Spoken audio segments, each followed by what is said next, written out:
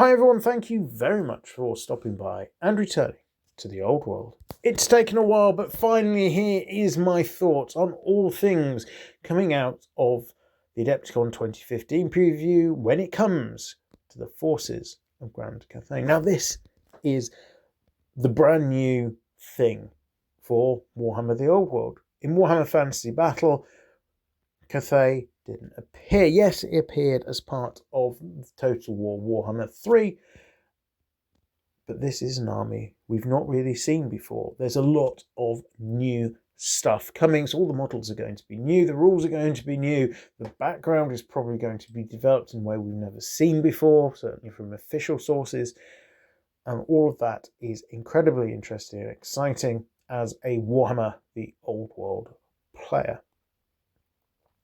But the big question here is, how do they get into the old world? Games Workshop is very clear that the legacy factions, such as the Dark Elves, Cows, Dwarves, etc., that aren't turning up, Skaven as well, it's because they're not particularly prevalent in the old world. That part of the Warhammer universe that is, or rather the Warhammer world, that is effectively Europe. The old world and the border princes. And because we're told there's a period of upheaval in the old world, Grand Cathay, wanting to promote this sense of harmony, has dispatched an army to help beat back the forces of darkness. I did wonder how Cathay was going to be pulled into an old world setting. And let's be honest, this is a pretty easy way of doing it, saying an expeditionary force has been sent over.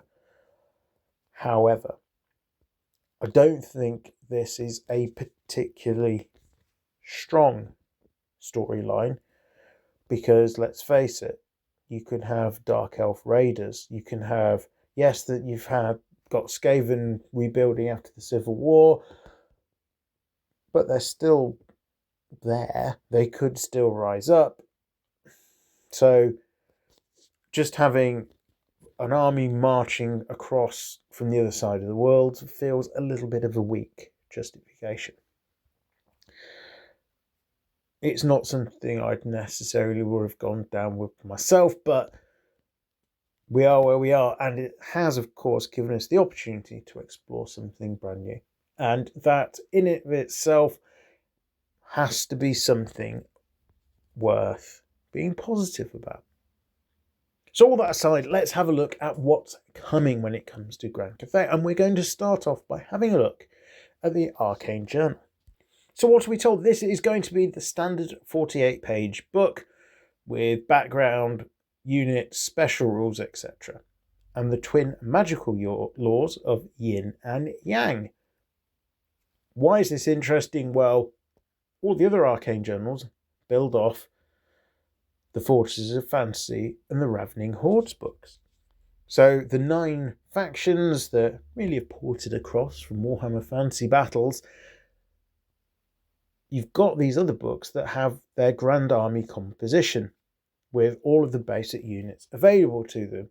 And the Arcane Journal gives you a couple of armies of infamy, a couple of extra units, a couple of special characters, a few extra rules, etc. That's not going to be the case with the armies of Grand Cathay Arcane Journal. Why do I think this? Well, first of all the previews for the other factions always talk about what the armies of infamy are going to be, and there's absolute silence on Warhammer Community. And that does make sense because there's no other book that the Arcane Journal works alongside. It's much closer to the old style army book. All of the information you need to play Grand Cathay has to be packed within these 48 pages. And that really isn't going to give an awful lot of room, I think, for different army composition builds. Certainly not by bringing in extra units unique to those compositions, etc. So I do wonder if all we're going to see is a Grand Army style of play when it comes to this force. A little bit disappointing if that's the case, but understandable if they want to keep the Arcane Journal the same size as all of the others. With that out of the way, let's have a look at some of the models. Let's start our model collection with the Grand Cathay Battalion box set. And we're told that this is going to contain 50 plastic miniatures, 30 Jade Warriors, 10 Jade Lancers, and 2 units of artillery, which can either be a Grand Cannon or a Fire Rain rocket battery with crew. So they've definitely, within this, calling out the crew models as individual models, makes sense, to pad out that number that it's saying you get. Realistically, you're getting 30 infantry, 10 cavalry, and 2 artillery pieces.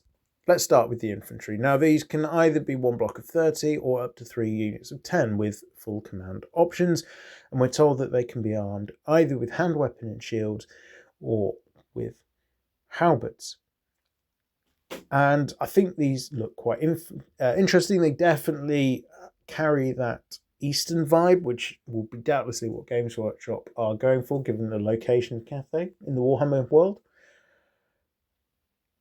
I do wonder, however, if, for as much as these models look pretty good, actually they look a little bit elvish to me. Maybe that's the paint jobs, but do let me know what you think around that.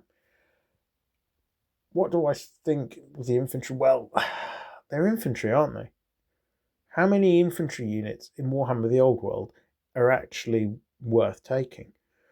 Look at Empire State Troops. Horribly overcosted, don't really achieve anything. You never see them. People take knights or they take state missile troops. Britannia, their men at arms are pretty useful. Do you ever see them? Nope. You get the minimum size unit of archers because you have to take them. That's the only infantry that appear for the armies of Britannia. No army really has lots of good options when it comes to infantry. Chaos Warriors are pretty good, but they're expensive. Dwarves have to take them, and the combination of stubborn and shield wall can be used effectively. But overall, it's pretty well known infantry aren't great, so I do wonder if that means we're not really going to see much value out of the Jade Warriors. Let's turn then to the Jade Lancers. So these, we're told, are exceptional warriors, and they're heavy cavalry trained to fight within narrow alleyways, bridges, and tunnels of their home kingdom. So that suggests to me they are almost certainly going to come with the drilled special rule. They're also armed with long Cathayan lances, so that suggests to me as well that these lances are probably going to have some extra rules to differentiate them from the lances carried by most other races. Again, the models, from what we can see, yes, they are carrying that Eastern vibe, but they also feel, again, a little bit of elvish when it comes to me. But also, when you look at these models, there's a certain cataphract sense to them. And that did get me to look back a little bit when I first thought about this to the Jade Warriors themselves. And I can sort of see a little bit of a Persian, Middle Eastern sort of vibe in there as well, not just a purely Southeast Asian sort of feel to it. So I do wonder, actually, if you want to collect Grand Cathay without going to the expense of Games Workshop models, whether a historic themed Persian force might be a way forward. I'd be interesting to see if anyone does anything like that, what sort of images start to appear. Let's now turn our attention to the artillery. So here we've got a Grand Cannon. It feels like it might be something a bit akin to the Empire Great Cannon. And we've got the Fire Rain rocket battery. Again, we've got a rocket battery. The Empire, that's the only thing I can really draw a likeness to at this point in time when we don't know anything about the rules. However, one thing I think really does need to get drawn to our attention is the fact that there are 4 crew per gun. 3 of them, your regular humans. Yeah, you expect 3 crewmen, probably 3 wounds, etc. But there's also an ogre. Now, what does this mean? Is it representing extra wounds? Does it provide an extra special rule to the artillery? Who knows? It's definitely something interesting, something a little bit different. So I'll be intrigued to see what comes out when we know a bit more about the rules. Outside of the battalion box, we are also seeing some character models coming up. So we've got the Shungagan Lord on the Great Spirit Longma. I've probably mispronounced some of those words. But what is this? Well, this is a warrior mage. And this got me thinking, is this going to be what Sorceries of Tzeentch really should be? A mighty warrior able to cast powerful spells. If so, that would be quite interesting, and it's not something that most armies have access to, because wizards generally aren't great at fighting, and fighting characters generally don't have access to particularly good spells, if they have access to any at all. So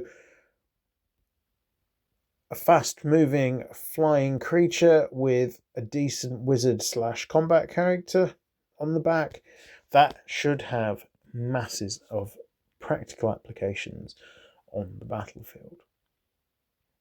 We've got the Gate Masters of the Celestial Cities. These are looking like the hero options. Fundamentally, I think heroes are generally, we're only seeing those for BSB purposes. So unless they've got something particularly special about them, I don't think we'll be seeing an awful lot of those on the field. The Sky Lantern. This is something that I think is going to be one of the real standout pieces when it comes to Cathay, certainly when it comes to the look of the armies. And we're told that these things are used to help with artillery observation. So I wonder if these aren't really going to be a massive combat potential, but what they are going to be doing is supporting your guns, maybe allowing indirect fire. I mean, it talks around providing artillery with instructions to fire without line of sight. So a great cannon, effectively being able to shoot at things it can't see using the spotter aircraft of the balloon, that could make those guns really, really nasty if they're harder to hide from. And it's perhaps the weakness of the Empire Great Cannon. I've mentioned this a couple of times, that whilst making an awful lot of sense, and I completely agree with the rule, I think it makes sense, the fact that they can't shoot at the back slopes of hills, etc. anymore, does mean they are easier to hide from. This thing could make it virtually impossible to hide from the great guns. And I do wonder, on that basis, and certainly as we know, Cathay's certainly got that Chinese sort of vibe to it, whether we're going to see a lot of crossbows and handguns as well. And unfortunately, whether that then means another gunline army starting to float around and challenging the Empire for the status of supreme gunline. Next up, we've got the Cathayan Sentinel, a giant construct statue. So again, we've only really got constructs in the undead armies, so I suppose at this point we're drawing from them as our reference points. The vibe here very much seems to be terracotta army, and one of the paint jobs that we're seeing in the pictures on the community website, warhammercommunity.com, very much seems to be buying into that terracotta army vibe. Having this construct does mark out, I think, Cathay as being quite different from the other human factions, having access to this big monster. So I think, again, it's much like the giant balloon. It's going to be a good way of getting that point of differential. One of the downsides, you've got lots of human factions in Warhammer. You've got to make them different from each other. Otherwise, kind of what's the point? Finally, let's turn our attention to Mao Ying, the Storm Dragon. This is looking like it's going to be a special character and is the oldest living daughter of the Dragon Emperor. Again, what we're seeing here is a unit, we're told, that is a combination of warrior and sorcerer. And the Storm Dragon can assume two forms in battle: a human crackling with arcane energy, and a noble dragon to strike terror in the black hearts of the foe. The yin, the yang. I think this is again quite interesting, the way we're seeing things that have both magical potential and combat potential. Now, maybe we're not looking at level 4s here. Maybe we're looking across the various models we've been talking about today at level 2s, level 3s. Reasonable combat characters, but not amazing. But actually having that balance, being able to draw from both sides of the combat spectrum, I think, yeah, this army could have a lot of flexibility, and it does seem, given the nature of Cathay, that balance will be the key to our army building for those of us who choose to go in this direction. So there we have it. Grand Cathay. They look interesting. I'm certainly interested. Will I collect a force for it? I don't know. It's not something that's really penciled in for me right now, but I'm definitely excited to see what people do with these and what they can do on the tabletop. What are your thoughts when it comes to this release? We know it pushes Kislev further down the road, if they're coming anytime at all soon. Although I think Cathay, well, we don't know dates yet for when it's coming out. So I was going to say, it's bringing things forward. It's looking quite exciting. This could be the end of the year. We don't know yet. But again, let me know your thoughts on all things Cathay down in the comments below. All that remains for me to say is thank you for listening. I hope you've enjoyed the video as I've meandered my way through this part of the preview. Do consider a like and subscribe if you feel you've benefited or enjoyed the video in any way, shape or form. It is the best way of supporting a channel, and of course from your perspective, subscribing is the best way of keeping track of when videos are being released. Once again, thank you very much for listening. I am Return to the Old World. Have a great day.